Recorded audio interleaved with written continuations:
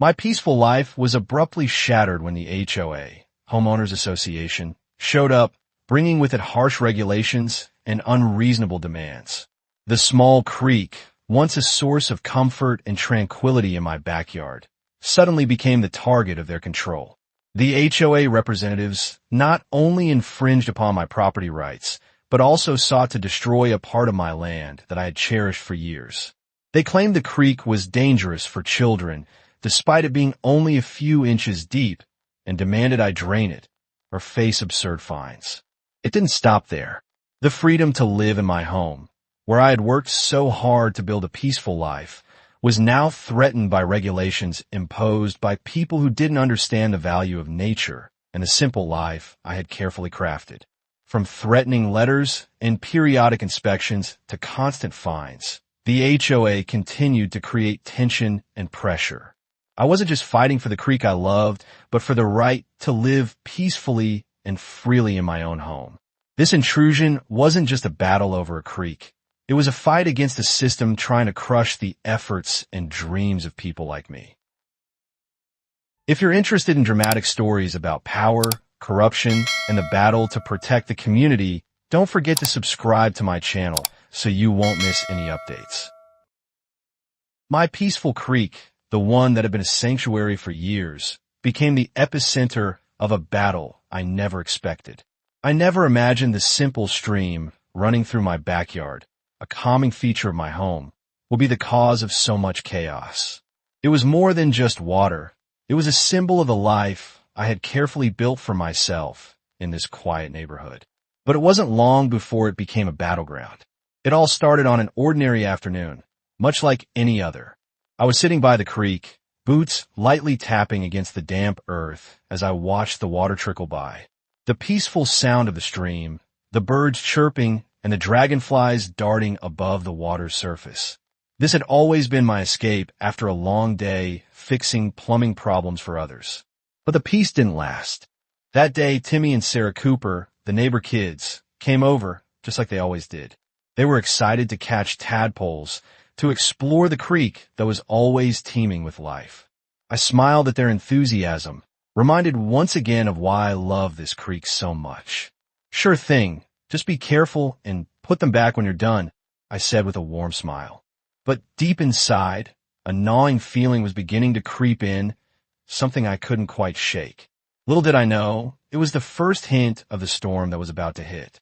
The following week, a thick envelope arrived, its glossy gold lettering from the Maple Valley Homeowners Association, HOA. It was strange. Our neighborhood never had an HOA. We'd always lived under the radar, free from the clutches of any such authority. But now, here it was a letter telling us we were part of a larger HOA, forced upon us without warning. I didn't even read the whole thing at first. The list of dues, regulations, and rules about everything from lawn height to holiday decorations made my stomach churn. The worst part? A note at the bottom that said, "Failure to return signed agreement within 30 days constitutes acceptance of terms." That was it. I was stuck. 3 days later, Karen Miller, the HOA's Community Standards Director, showed up on my doorstep, her smile as fake as it could get. "Good afternoon, Mr. Harris," she said, almost too cheerfully. "I noticed you haven't returned your membership agreement." I didn't even bother with pleasantries. "I'm not interested in joining," I replied firmly, hoping she'd take the hint and leave. But no, Karen's smile didn't fade. "I'm afraid it's not optional. Your property deed has a provision allowing for an HOA to be formed if 75% of the area homeowners agree, and we've hit that threshold," she said, pushing a copy of the deed towards me. She was practically shoving it in my face. I had owned this place for over a decade, and this was the first time I was hearing about this clause. "That can't be right," I snapped, scanning the paper she handed me. The deed? That was news to me, but it didn't matter. Karen was unrelenting. "It's always been there. We're just helping bring consistency to the whole area." She didn't care about what I thought. I reluctantly signed the papers, my stomach in knots as I handed them back to her. This wasn't a simple formality. This felt like a trap. Then came the shock. As she tucked the papers into her folder, she casually glanced at my backyard. "We'll need to discuss that unauthorized water feature during the neighborhood meeting," she said. Her eyes narrowed as she scanned the creek, the same creek that had been here long before any house was built, and now she was calling it an unauthorized water feature. What was next? Were they going to try to label my entire backyard crime scene? I was so angry I could barely stand it. This creek, this peaceful natural stream, was being threatened by these regulations, and I couldn't believe it. The audacity of Karen Miller, acting like she knew better than everyone who had lived here for years. When a meeting day arrived, I found myself sitting in a folding chair in the community center, surrounded by my neighbors who looked just as confused and uneasy as I was. Karen stood at the front beside her husband, Richard Thompson, the HOA president. They both looked pleased with themselves, practically glowing with their new authority over our homes. We're excited to welcome Riverstone Heights to the Maple Valley family, Richard said, his voice dripping with false cheerfulness. Your homes will benefit from our proven property value protection strategies. I wanted to scream. Proven property value protection? Were they going to regulate every single detail of our lives now? I couldn't take it anymore. That creek has been there for decades. It's not a feature, it's a natural waterway, I snapped, standing up in the middle of the meeting. The room fell silent. Karen didn't flinch. She simply flipped to the next slide in her presentation, showing a picture of my creek. This unauthorized water feature poses a drowning risk, she said, ignoring everything I had just said. I was furious. It's literally 4 inches deep. I shouted. The Thompson kids play there all the time, and they're perfectly fine. Karen's eyes narrowed. And do you have liability insurance for this feature? She shot back, her voice cold and calculated. That one question hung in the air like a threat. It was clear this wasn't about safety. It was about control. And just like that, everything I loved about my property, the peace, the nature, the life, was now in the crosshairs of these people. It wasn't just about the creek anymore. It was about the power they had taken from us, and they weren't going to stop until they had everything under their control. After the HOA meeting, I couldn't shake the sense of unease that had settled in my stomach. This wasn't just about the creek anymore. It was about the power they were trying to seize, the control they were trying to enforce over every little detail of our lives. I couldn't stand the thought of it. I had to figure out what was really going on. Something was off, and I wasn't going to let it slide. So, I decided to take matters into my own hands. I grabbed a flashlight and walked upstream, tracing the creek beyond my property line, deeper into the woods that separated the newer development from our older neighborhood. I wanted to see where this creek came from, what fed it. The further I went, the more I realized something wasn't right. This creek, this little waterway that had been part of my home for over a decade, had an origin that wasn't just natural. It came from somewhere else, somewhere I wasn't being told about. As I followed the creek through the wooded area, I finally reached a small retention pond behind the newer homes. My flashlight caught a glint of something metallic in the water. What I saw made my blood run cold. There, half hidden by the cattails, was a drainage pipe. It led straight into my creek. A pipe that fed directly into the very waterway they were so desperate to shut down. I pulled out my phone and snapped some photos, my heart racing as I processed what this meant. I followed the pipe back towards the development, my mind racing. It led straight to the new section of homes, the Westfield section. Karen and Richard Thompson were behind this. They were the ones who had turned my peaceful creek into their battlefield. And now I was discovering that they were the ones manipulating everything. The creek wasn't the issue. It was the land, the property, the control they were trying to get over the neighborhood. And the creek? It was just an obstacle for them to remove. I was still piecing everything together when I heard the hum of a golf cart coming down the dirt path. I quickly ducked behind a tree, my heart pounding. Richard Thompson was driving up to the pond.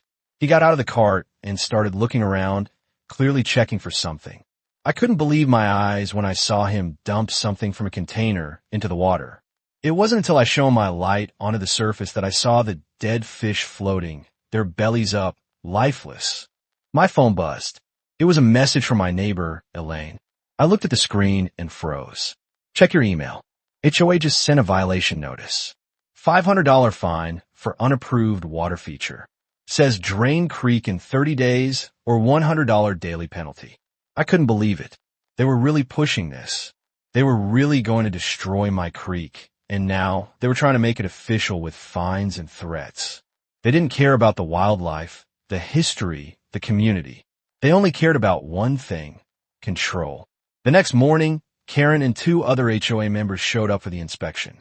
I watched them march across my yard from the kitchen window, not even bothering to ask for permission to be there. They were acting like they owned the place.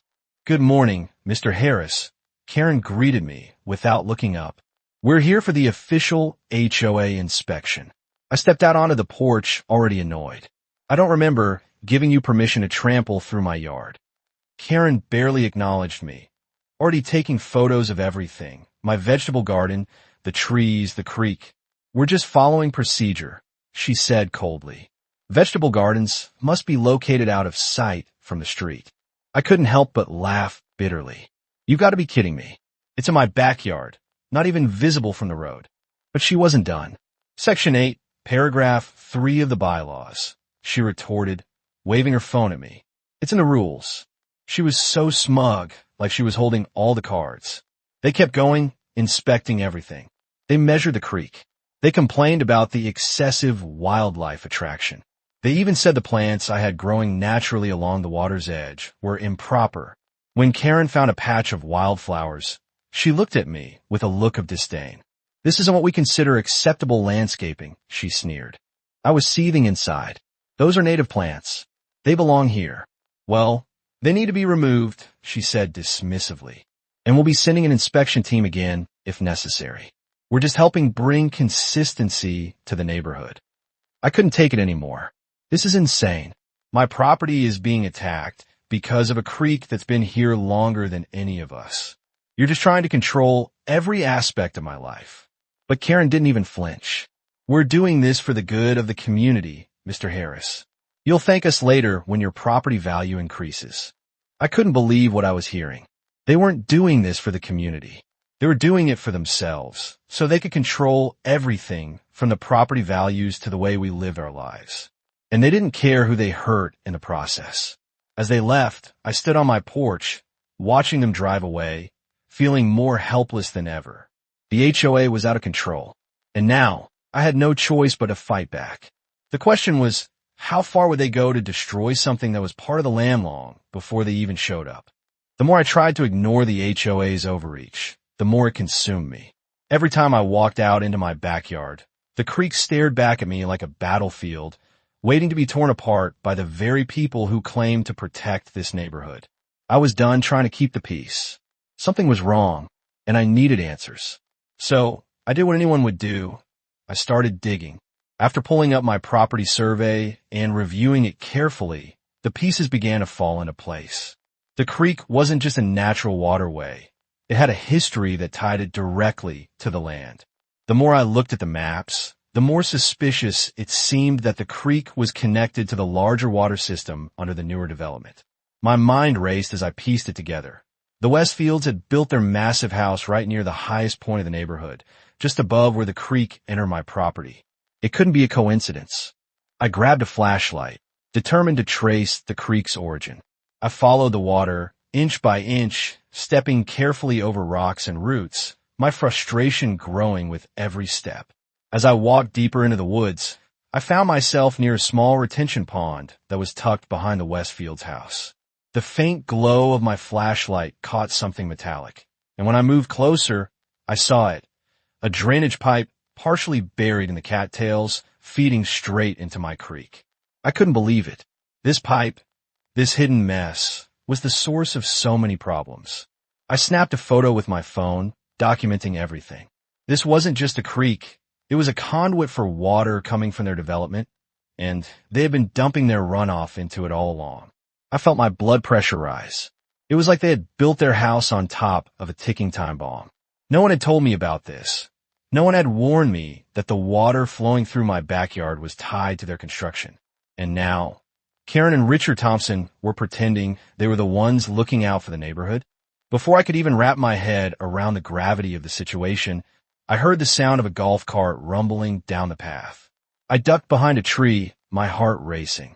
There he was, Richard Thompson, driving up to the pond like he was on some sort of mission. He slowed down, got out of the cart, and began to inspect the area. But what happened next made my blood run cold. I watched as Richard dumped something from a container into the water, looking around nervously. It wasn't until I shined my light onto the surface that I saw it. Dead fish, floating belly up. The man had just poisoned the pond. It was sickening.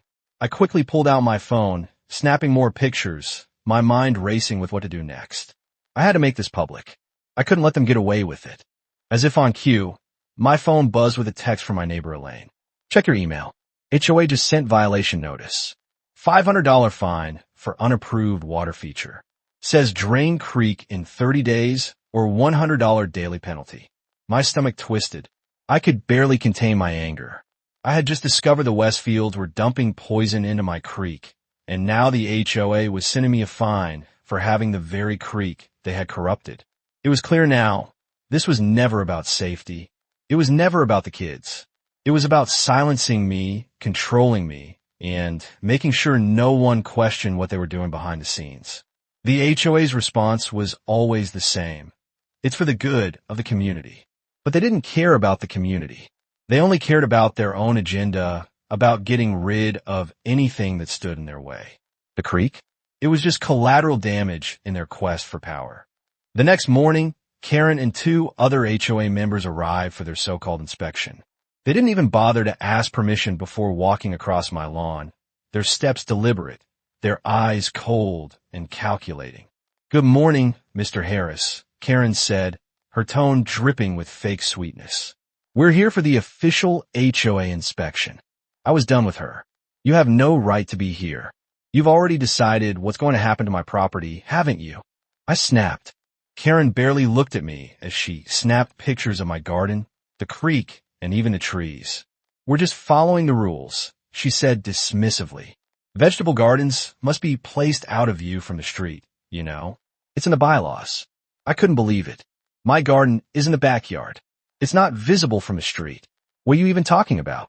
But Karen wasn't interested in my complaints. "It doesn't matter. We need to make sure your property is in compliance. The bylaws are clear." I could feel my frustration boiling over. The creek has been here for decades. It's a natural part of the land. You're not fixing anything. You're just trying to control everything, I said, my voice shaking with anger.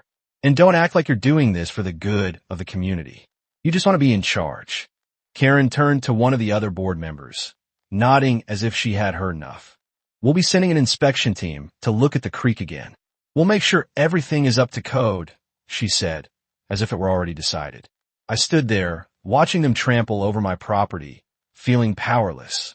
This wasn't just about the creek. It was about control, about power. And they were willing to destroy everything in their path to get what they wanted.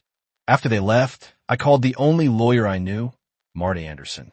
"They have a lot of power," she warned me after hearing my story. "They can regulate a lot, especially when it comes to property aesthetics. But this creek? It's natural, and it's been here long before any of this HOA nonsense." I felt a little comforted, but I knew it wasn't enough. I wasn't going to sit by and let them destroy something so important. This wasn't just about property values or bylaws. It was about standing up for what was right. And I wasn't going to let them win. I had been pushed to my limit. Every day, it felt like the HOA was tightening its grip on my life, and now they were going after the one thing that made my house feel like home, my creek. The more I resisted, the more Karen and Richard Thompson pressed, and I could feel the walls closing in. They weren't just coming after my creek anymore. They were coming after me, my peace, my privacy. I was done sitting idly by. The HOA had given me an ultimatum: drain the creek in 30 days or face daily fines. $100 a day. That meant if I didn't comply, I'd be shelling out thousands in fines. The sheer audacity of it made me sick. I wasn't going to let them bully me into submission, but I knew I had to do something. The creek wasn't just a nuisance to them. It was a threat to their control. The next morning, I went out to the creek to think. The sight of it, water flowing, life teeming beneath the surface, was a reminder of what was at stake. I refused to let them destroy it. As I stood there, lost in thought, I saw Karen Miller's car pull into the driveway. I froze. There she was again, like a predator circling its prey, looking for any excuse to tear down what I had built. She marched toward me, her heels clicking with a smug confidence. "I see you're still ignoring the HOA's instructions," she said, her voice dripping with condescension. I glared at her. "What do you want now, Karen? Haven't you done enough?" She barely flinched. "We're just here to remind you that your time is running out. You have 30 days to fill in that creek, or we'll take action." She waved a piece of paper in front of me, as if the fine print could somehow change the reality of what was happening. I clenched my fists. "You don't get it, do you? This creek is part of the land. It's natural. You can't just erase it because it doesn't fit your little vision of what the neighborhood should look like." Karen's smile only widened, and she leaned in closer. "It's not about vision, Mr. Harris. It's about safety and regulations. You see, you're not above the rules, no matter how long you've lived here." She threw a quick glance at the creek. "And that natural feature? It's nothing but a lawsuit waiting to happen. Do you really want to be responsible for a child getting hurt?" I couldn't believe what I was hearing. She wasn't concerned about safety. She was just using that as an excuse to push her agenda. "The Thompson kids play here all the time, and they're fine. But you've already destroyed everything. My creek, my peace, my entire neighborhood." Karen's expression didn't change. "You can think whatever you want, but the fact remains, you need to comply. The HOA has spoken, and the rules are clear." She stepped back, as if she had delivered some kind of final blow. "I suggest you start making arrangements." My mind was racing. I couldn't let them win. I wouldn't. But before I could say anything, Richard appeared, his smug face like a mask of indifference. "I see you're still fighting this, Harris," he said, his tone mocking. "You really think you can just defy the HOA and get away with it?" I stared him down. "You're ruining everything. You're poisoning this community. And for what? So you can have more control? It's not just about the creek, is it? You want everything, my property, my rights, everything." Richard crossed his arms and laughed bitterly. "You're being dramatic. We're just trying to make this neighborhood better. You wouldn't understand." He glanced over at the creek. "It's a safety hazard, a nuisance, and frankly, an eyesore. And if you think you can just ignore us and keep that thing running, you're mistaken." My blood boiled. "Better? Is this what better looks like?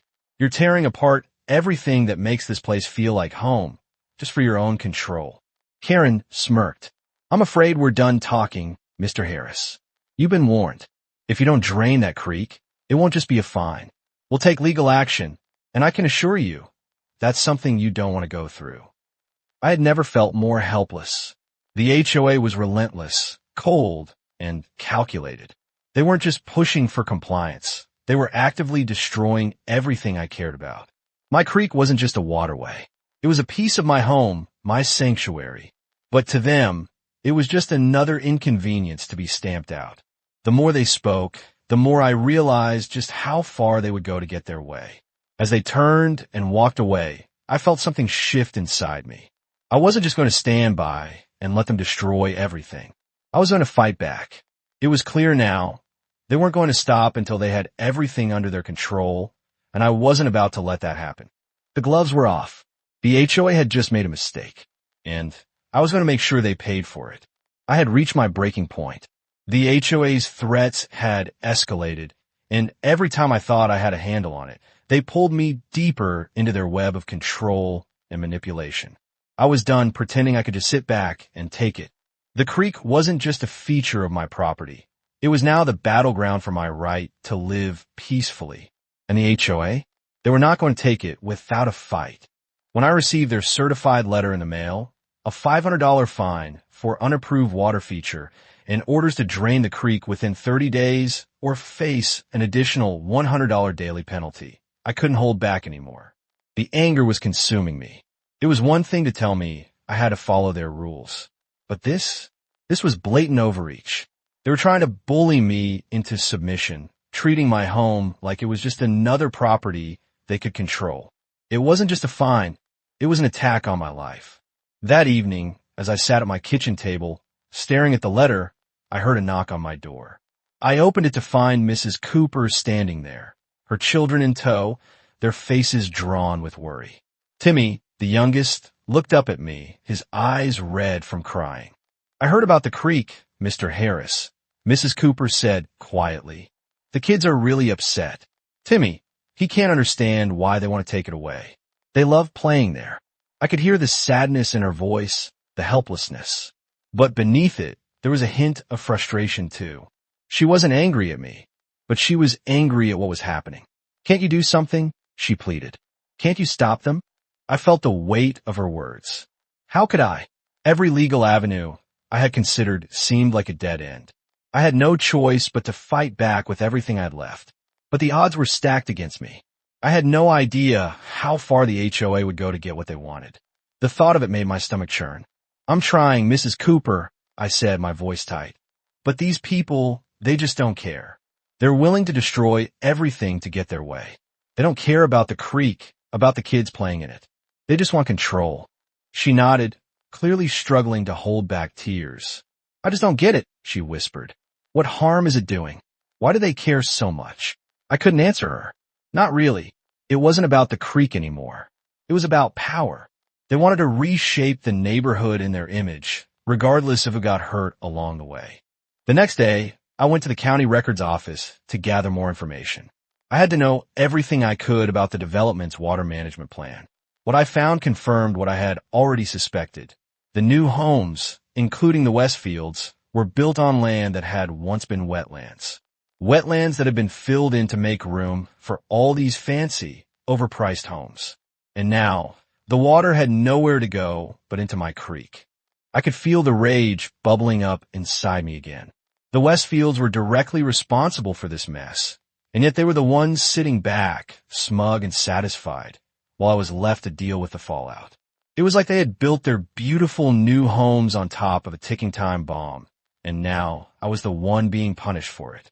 I returned home, seething, and pulled out all the maps and surveys I'd gathered. I studied them, comparing old geological surveys with the current property maps.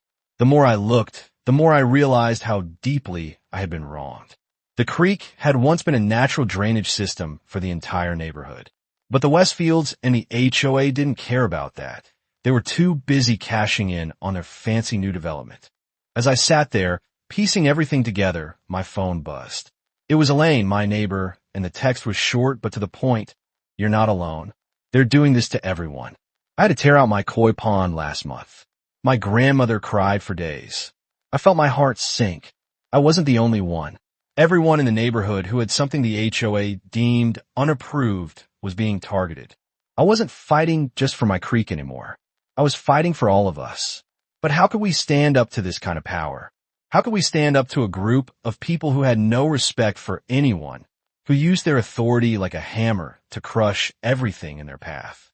The next HOA meeting came fast, and I knew this was my chance to speak up. But I wasn't going to just go in there and accept their lies. I had a plan. I had proof, and I was going to make them listen. When it came time for resident comments, I stood up and walked to the microphone. I could feel the eyes of the room on me as I began. "I'm here to talk about the environmental impact of removing my creek. According to geological surveys, this creek is part of a critical drainage system for our entire neighborhood. If it's filled in, we'll face flooding. But that's not all. The creek is not the problem. The problem is that the new development has been built on wetlands, and now the water has nowhere to go but into my creek." Karen immediately interrupted, her voice sharp. "We've consulted with experts on this, Mr. Harris. The issue is already settled." I pressed on, determined to make them listen. "Experts? Who?" "Because I've spoken to Dr. Thompson from the Environmental Science Department, and he's the one who told me this whole neighborhood is built on a natural spring system without proper mitigation." Karen shot me a cold look, but I didn't back down. "You've ignored expert advice for years. You're the ones responsible for the flooding. You can't just pretend this isn't happening." Richard, standing at the front of the room, finally spoke up. "We don't have time for these environmental debates. The violation stands." The room went silent, but it wasn't the silence of agreement. It was the silence of people who had finally had enough. And when I sat back down, I could feel it. The tide was turning. My neighbors were starting to see the truth, and they weren't going to let Karen and Richard get away with it any longer. The real fight had just begun. The more I fought back, the more it seemed like the HOA dug their heels in pushing me into a corner I couldn't escape from. Each day, their tactics grew more underhanded, their threats more personal. They weren't just after my creek anymore. They were after my peace of mind, my property, my life. And with every attempt I made to reason with them, they just shoved me further into the ground. It had been a week since the HOA meeting, and I still couldn't shake the feeling that Karen and Richard were out to destroy me. I'd tried to make them see reason, but it was clear they weren't interested in fairness or common sense. They were interested in control, and they would stop at nothing to get it. I was sitting in my kitchen, trying to ignore the rising sense of dread in my gut, when I saw the familiar sight of Karen's car pulling into my driveway. I didn't even need to look at the clock to know that the HOA had come once again to make my life miserable. It was like they had nothing better to do than to make sure I was constantly reminded of their power. She marched toward my door, clipboard in hand, her smile as fake as ever. "Good afternoon, Mr. Harris," Karen said, her voice too sweet for comfort. "We're here for another inspection." She didn't even wait for an invitation. She just walked straight in like she owned the place. I couldn't believe the audacity of these people. "You've already been here," I shot back, crossing my arms. "What more do you want from me?" Karen barely acknowledged my anger, her eyes already scanning the yard, as if looking for something else to criticize. "We're just following the rules, Mr. Harris. You've ignored our warnings, and now you're facing the consequences." I was so tired of hearing that same line. The consequences? Are you seriously going to keep threatening me? This isn't about consequences. This is about you and your precious rules. Karen's smile twisted into something sharper. This is about safety. You're putting everyone at risk with that creek, and you're refusing to comply with the regulations. You've been given plenty of time. Plenty of time, I yelled. You've given me an ultimatum, not time. And you know what? I'm done. I'm done with you and your rules. You're not going to destroy my home over this. This is my property. I'm not backing down. But Karen wasn't done. She stepped forward, her eyes narrowing. You don't understand, Mr. Harris. You're not the only one affected here. The whole neighborhood is at risk because of that creek. If you won't comply, we'll take legal action. And I promise you, it won't end well for you. I was seething now. Legal action? You're threatening me with a lawsuit over a natural creek? You're not going to win this. You just try to intimidate me into giving up. Well, it's not going to work. I'm not scared of you. Karen's voice dropped lower, colder. You should be. You don't want to see what happens when you defy us. I felt a chill run down my spine. The sheer venom in her words was enough to make me realize just how far they were willing to go. But there was no turning back now. They had crossed a line, and I was done letting them walk all over me. Just as I thought it couldn't get worse, Richard showed up, his usual smug expression plastered on his face. What's all this drama? Harris, he sneered, his arms crossed over his chest like he was some kind of authority figure. Karen's right. You've been given more than enough time, and yet you keep defying us. I shot him a look that could have melted steel. Defying you? I'm not defying anyone. I'm protecting what's mine. You can't just waltz in here and take everything away because you feel like it. Richard scoffed, dismissing me with a wave of his hand. You don't get it, do you? This is bigger than your petty little creek. It's about the neighborhood, about property values. But you're just holding everyone back. I couldn't believe how self-righteous he sounded. You really think you're doing this for the neighborhood? You're just trying to control everything. You don't care about anyone except yourselves. This isn't about property values. It's about your power trip. Richard's face hardened. You can spin it however you want, Harris. The fact remains, the HOA is in charge here, and you will comply one way or another. Go to hell, Richard. I spat, my voice dripping with contempt. You think you're untouchable, but I'm not going to let you destroy everything just because you don't like the way it looks. You're not in charge here. Not anymore. Karen stepped between us, her smile now replaced with a glare. This is your last warning. If you don't drain that creek, we'll make sure you regret it. I stared at them both, my blood boiling. You've already crossed the line, Karen. It's too late for warnings. You're not going to scare me into submission. I will fight you, and I will win. Richard and Karen exchanged a look, and I could see the irritation in their eyes. They had underestimated me, thinking I would just roll over. Well, I wasn't going to back down. Not now. Not ever. As they turned to leave, Richard shot me one last, venomous look. "You'll regret this, Harris. Mark my words." But I wasn't afraid anymore. I knew what had to be done, and I wasn't going to let them win. Not this time. It felt like the walls were closing in faster than ever. The HOA's threats were growing more desperate, their tactics more vicious, and every day felt like a battle I was losing. Karen and Richard Thompson had already made it clear that they were willing to destroy me and everything I cared about just to assert their control. But I wasn't going to let them win. No matter how many times they came knocking on my door, no matter how many fines or threats they threw my way, I wasn't going to give in. The email from the HOA had arrived earlier that day, giving me yet another ultimatum: drain the creek in 10 days or face even more severe consequences. I could feel the pressure mounting. They had already taken so much from me, my peace, my freedom, and now they were trying to take my home. I couldn't let them get away with this, no matter what. I had no choice but to go public. I started calling around, reaching out to anyone who might be able to help me make my case. One of my neighbors, Elaine, had been through the same nightmare with her koi pond. She knew the game the HOA was playing, and she wasn't going to stand by and let them trample all over me like they had done to her. I needed allies, and I needed them now. That night, Elaine showed up at my door, a determined look on her face. "You got to fight back, Harris. They can't get away with this. We got to stand together or they'll destroy us all." I nodded, my mind racing with possibilities. What are they going to do next?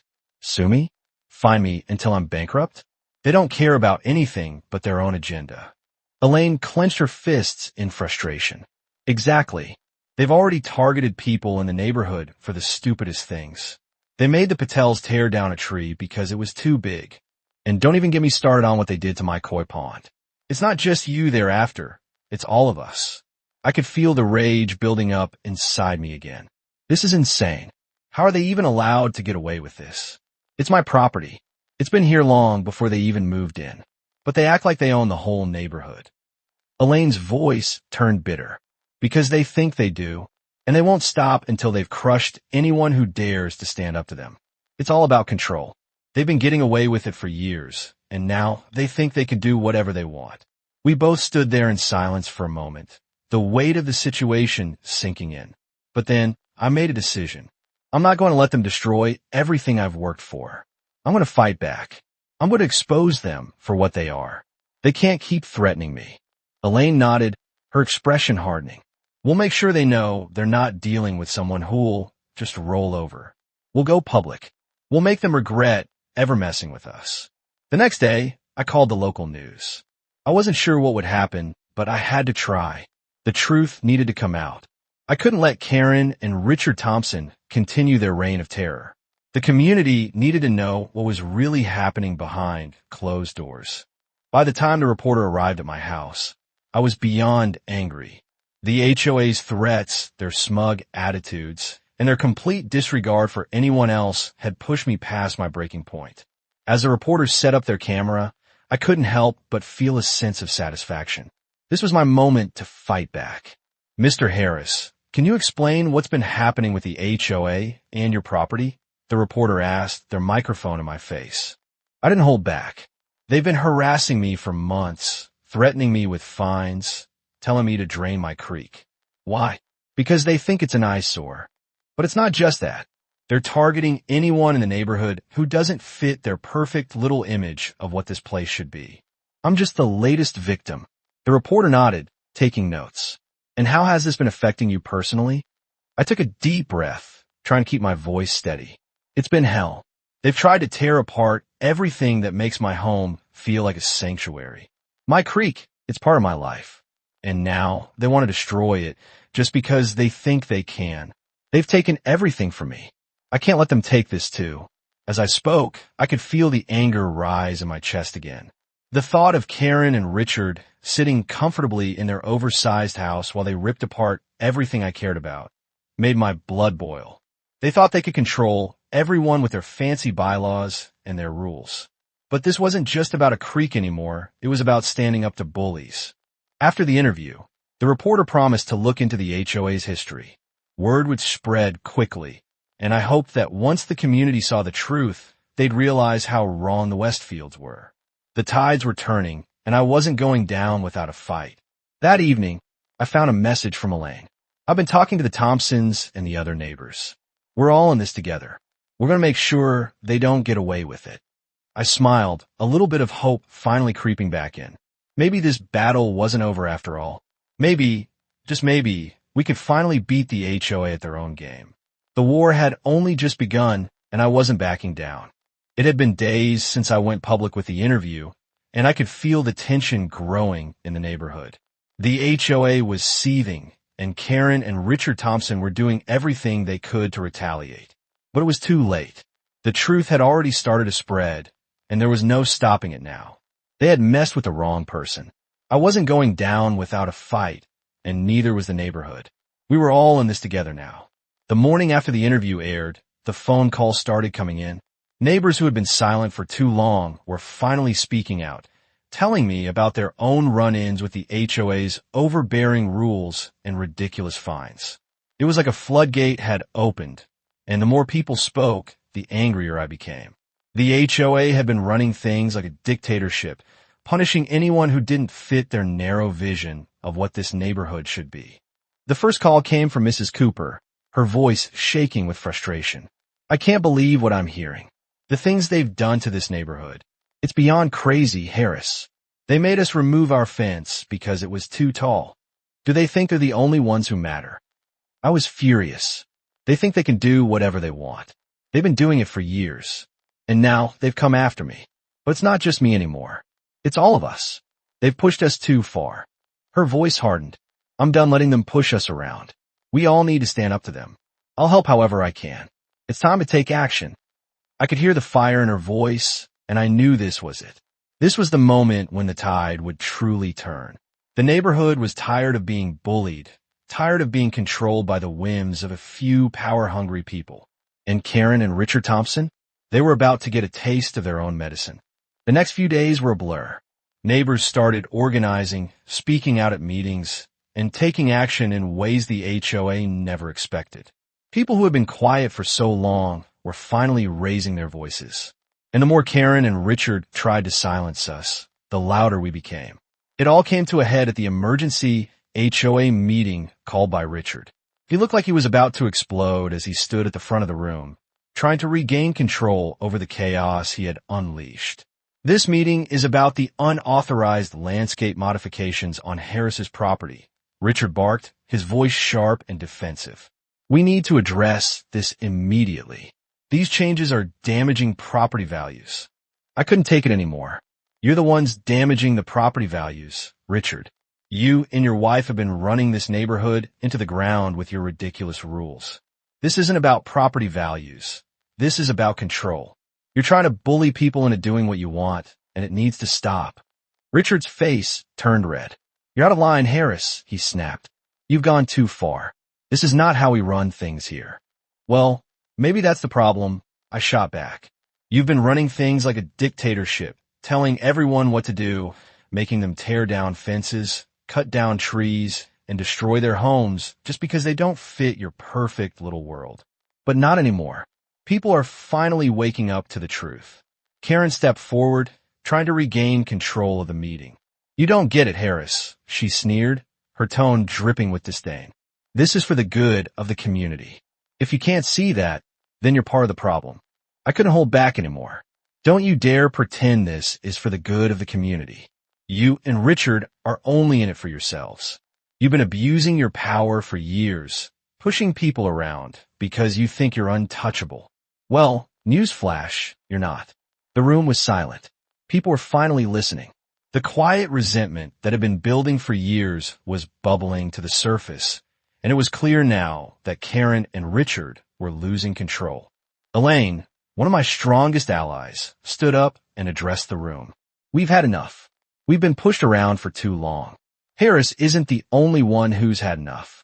The Thompsons, the Patels, the Parkers, we've all been targeted by this HOA, and we're not going to take it anymore. The room erupted into murmurs of agreement, and I could see the look on Richard's face as he realized just how many people had turned against him. This wasn't just my fight anymore. It was everyone's fight. The truth had come out, and the HOA's grip on the neighborhood was slipping. Karen tried to regain control, but it was too late. "This is absurd," she spat, her eyes wild with anger. "You can't just ignore the rules like this. We have to maintain order." "Order?" I scoffed. "You call this order? You've been treating this neighborhood like your personal kingdom, dictating everything from the height of our fences to the way we landscape our yards. You're not upholding order. You're destroying it." The meeting dissolved into chaos as more and more neighbors stood up, expressing their frustration with the HOA's oppressive rules. People were demanding change, demanding accountability. It was clear that the tide had turned, and Karen and Richard were no longer in control. As the meeting ended, I could see the defeat in their eyes. They knew it was over. They had lost. The community was done with them, and their reign of terror was coming to an end. But I wasn't finished yet. The battle was far from over. Karen and Richard may have lost this round, but there was still more to be done. The community needed to heal, and we needed to rebuild what the HOA had torn apart. And as I stood there, surrounded by my neighbors, I knew we were just getting started. This was only the beginning of the change we were going to make, and there was no turning back.